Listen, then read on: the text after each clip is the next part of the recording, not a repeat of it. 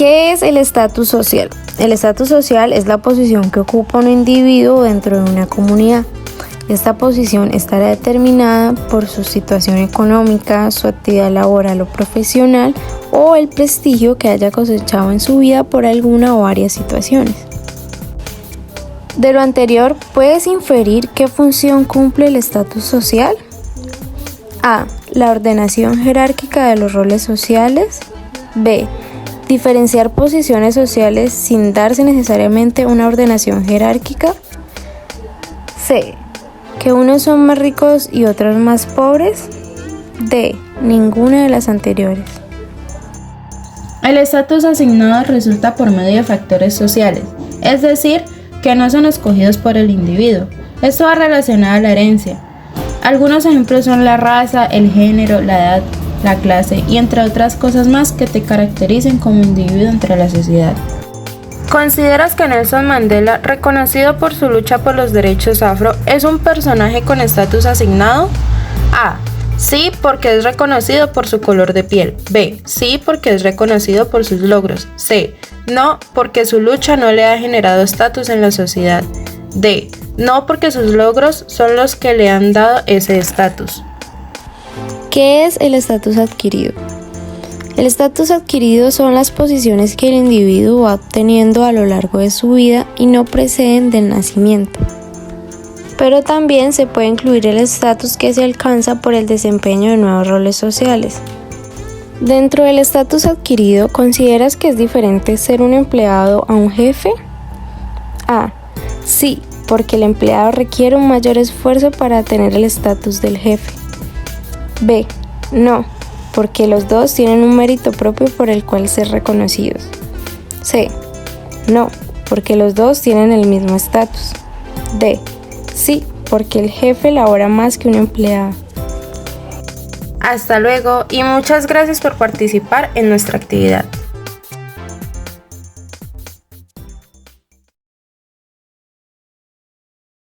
Lo primero que hemos de señalar es que las clases sociales son un concepto sociológico, es decir, son un constructo con los que podemos analizar la forma en la que se relacionan entre sí y de manera jerárquica los grupos de personas que comparten las mismas características sociales y económicas más allá de las decisiones individuales que toman las personas que forman estos grupos. Sin el concepto de clases sociales, ya sea desde una visión marxista a una postura weberiana, es imposible entender cómo se estructura una sociedad, del mismo modo que no podemos analizar el funcionamiento de la fauna de un lugar centrándonos en el comportamiento de nuestro propio perro.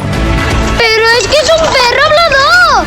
En las sociedades propias del antiguo régimen, ya sea la sociedad de castas o la estamental, tu posición social venía dada por tu lugar de nacimiento dentro de un estamento concreto, ya fuese noble o plebeyo, del que era prácticamente imposible escapar y pasar de un estamento a otro. ¡Soy vuestro rey! ¡Pues yo no os he votado! A los reyes no se les vota. Frente a esto, las sociedades modernas se organizan en torno a criterios económicos, ya sea por sus capacidades productivas, como abogaría Marx, de esta manera tendríamos capitalistas y proletariado, ya sea por sus capacidades de consumo, como abogaría Weber, en la que distinguiríamos clase alta, media y baja, ya sea por su posición en la estructura burocrática, etc. Muy bien, jovencitos, muy bien. Demostradles vosotros que la propiedad es sagrada, la propiedad es inviolable.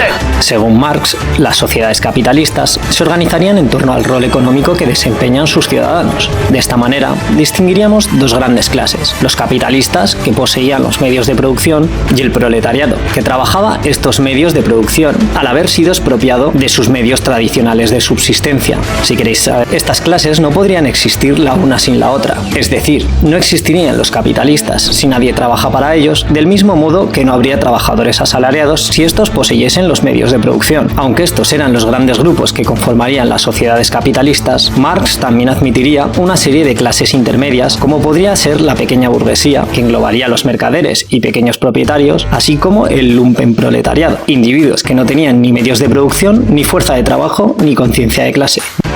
Ya no lucho por otra causa más que por la mía propia, La mía es la única que me interesa ahora. Del mismo modo, los intereses de estas clases resultaban antagónicos. Lo que beneficiaba a unos perjudicaba a los otros. Por ejemplo, una subida de los salarios sería beneficiosa para los proletarios, pero perjudicial para los capitalistas, que verían reducidos sus beneficios. Estas fricciones entre clases desembocaban en conflictos y pugnas por el poder. Esto es a lo que Marx denominaría lucha de clases, que es lo que haría evolucionar a las sociedades, o dicho en sus propias palabras, la historia de todas las sociedades que han existido hasta nuestros días es la historia de la lucha de clases.